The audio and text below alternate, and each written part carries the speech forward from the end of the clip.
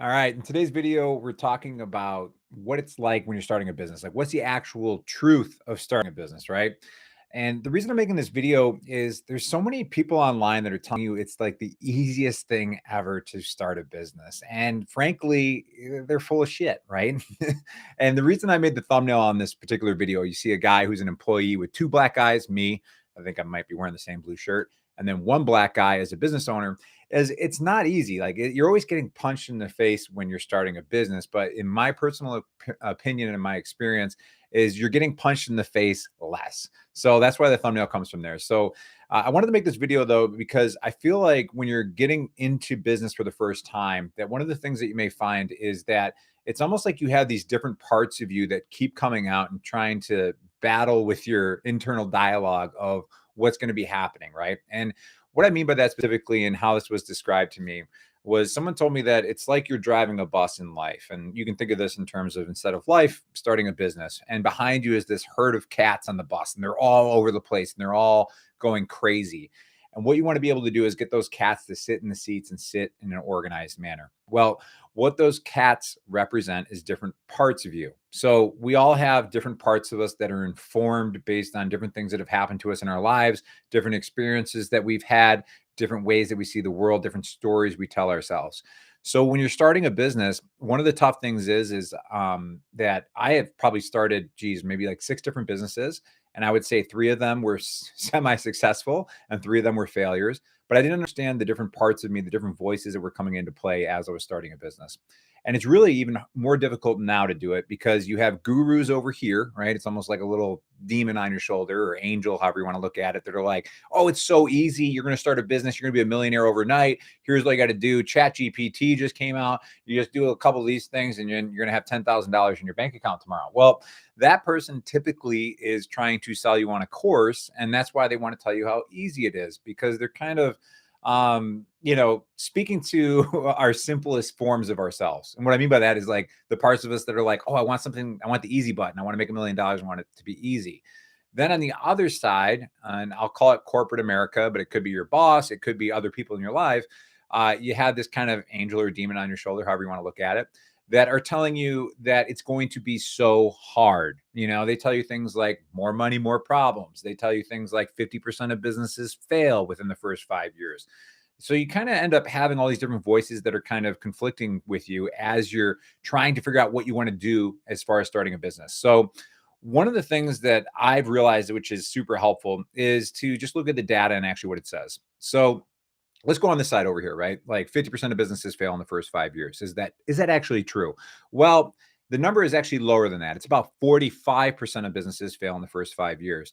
But one of the other things that I find interesting, if you're looking at stats on things, is like, well, what percentage of marriages fail, right? And you've probably heard this stat, and it's somewhere around the same number. It's around 45% of first marriages fail too. But one of the interesting things with marriages is, and I just had to look this up before this video, is your first marriage, and I'm going to bring this back to business here in a second. Your first marriage is about a 45% chance of failure. Now, if you've been married and divorced, your second marriage, looking at my notes here, is 63%. And your third marriage is 73% chance of ending in a divorce. So the more times that you get married and remarried, the higher your likelihood of divorce and failure, if you want to look at it that way, is as you keep going. Now, for business, the first time that you start a business, it's 45%. But the second and third and fourth time that you start a business, your failure rate goes down. And that's because you understand more. You understand your limitations and weaknesses as a business owner. You also get more experience and understand what the marketplace needs. And you learn from each of these experiences. So it's one of those things where you hear a lot of different phrases like that thrown around. In my opinion, that comes more from corporate America. It comes more from your bosses, people who are profiting from you staying as an employee. Those are the people that are going to tell you things like more money, more problems. Those are the same people that are going to say 50% of businesses end in failure. There's so many different ways of looking at it, though. And it's like you have to look at things in terms of like, what is the incentive of the person giving you this information? The guru wants to sell a course. The boss over here, they want you to stay in your job. Now, here's an interesting little factoid for you that I learned about recently. If you were to buy a business, right? So instead of starting a business and you're like, I got to figure out how to get my first customer, make my first buck. If you were to buy a business, a lot of times people go through the small business administration. So they call them SBA loans. I believe off the top of my head, the failure rate in the first 5 years of an SBA loan is 17%. So that's a little bit different than 45, 50% that you typically hear for the failure rate. Now, the reason for that is it's already a successful business. It's already cash flowing. It's making money. So people have already kind of like, in a way, verified that this is a actual business model, right? You're not in, Miami trying to sell people skis and snowboards. This is something that people want and are already paying money for. But one of the things that I think about a lot too is, as far as like new business failure rate is like, is it bad if your first business fails, right? So looking back in my own experience, like in my late 30s now, I've started several businesses. Some of them have done well, some haven't. But the first business that I started, I was actually I was 13. My brother was 16. My dad is a very entrepreneurial guy. And he always does everything himself, right? So we had this long driveway as we were growing up, and like people wanted like $300, $400, $500 to seal this driveway. And he's like, that's ridiculous. I'll buy my own 300-gallon tank and I'll put it on my own pickup and I'll drive it 15 miles to go get the sealer from the commercial place, fill it up, buy the squeegees, buy all the equipment. I'm going to save a lot of money by sealing my own driveway. And he was right. He did. Now, of course, you're doing that work yourself. But being an entrepreneurial dad, he told his kids, he's like, look, if you guys want to start your own driveway sealing business, then you can use my truck. You just have to pay for the materials and insurance, gas, whatever. So me and my 16, he might have been 17-year-old brother, went out and started this driveway sealing business. Now, that business lasted probably about 3 summers before it fizzled out. Like my brother went into college, and then I started getting more serious into high school and basketball and different things. It was just kind of tough to figure out, the time for this. But in the statistics of things, that is a failure. That business was a failure. It lasted 3 years. But actually looking back, it's like, wow, like from 13 to 16 years old, I learned about running a business. I learned about having to get new customers. I learned about marketing. I learned about the hard mistakes that I made from skipping corners. So to give you an example, my brother and I, instead of like actually getting out and knocking door to door or looking at the driveways, we'd kind of eye them up from the street. And we had this methodology of how we decide how much this particular driveway would cost to seal. And if it was a really fresh driveway that was going to soak in a ton of sealant, it might be like 8 cents a square foot versus 4 cents a square foot kind of thing, whatever. So I remember this one particular job. We looked at it from the street and we're like, it looks like it's about that much. We put the flyer in their mailbox. They call us back and they say, hey, like, you guys interested in sealing our driveway? Sure. Yeah. So we show up. We didn't realize that there was this like parking lot behind the house, essentially, once you got over the hump of that driveway. So we do the job. As we're doing the job, we realize we're either breaking even or losing like probably 20, 30 bucks a person on this job. Luckily, the person was really cool at the house. There's a lady and she's like, look, you guys were like half the price of anybody else out there. And we're like, yeah, we took a bath on this. She ended up giving us each like 50 bucks more. So that was pretty cool. But it's like these little lessons that you learn along the way from starting a business and then getting out there and making these mistakes, taking these lumps. And that's what, again, why I got the black eyes for the thumbnail of this video is you take these lumps over and over again. But in my experience, and again, I say my experience, and I really emphasize that because everybody's different. We all have different perspectives, different experiences, different stories from what we come from.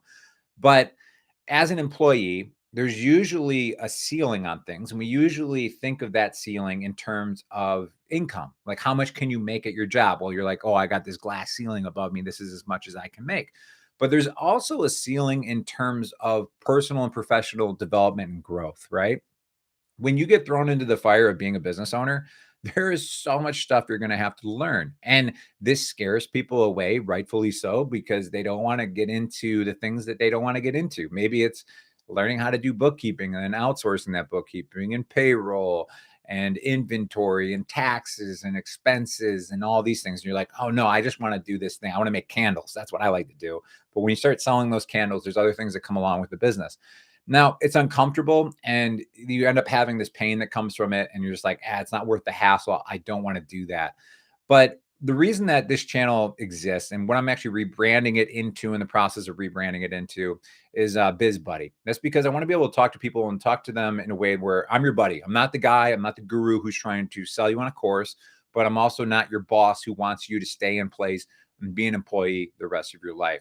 What I want you to do is I want you to look at things realistically and say, hey, this is going to be tough as hell. Like, this is going to be really, really difficult to start my own business. And it's true. It's true. Like, it is difficult. But I want you to look at it and start changing your relationship with that feeling, that pain that you're feeling. Because a lot of times what we do as humans is, before we get into anything, right? Like, you get invited to a wedding, right? Might be a terrible example. I'm just kind of coming up with it off the top of my head. But there's certain weddings where you think ahead of time. You're like, oh gosh, like this wedding's gonna suck. Like, I already know it's gonna be stuffy or whatever. Like, I don't think this is gonna be a good time. I don't think this couple's gonna make it past 2 years. And then there's other times you get invited to weddings and you're like, oh, I'm really looking forward to that. That's gonna be a great time. Well, you're like kind of predicting the future of what will be, right? It's a dangerous place to live when you do that, because it ends up kind of narrowing in your thoughts on what you're capable of and what you're willing to do. So I think when people get to that, we'll call it that precipice, like that point right before they're about to start a business, they do a lot of that. So some people who are born just amazingly confident, maybe they're a narcissist, who knows? They are just like, oh, this is the best thing since sliced bread. This is going to work. It has to work. And those people go ahead and do the business. That was not me.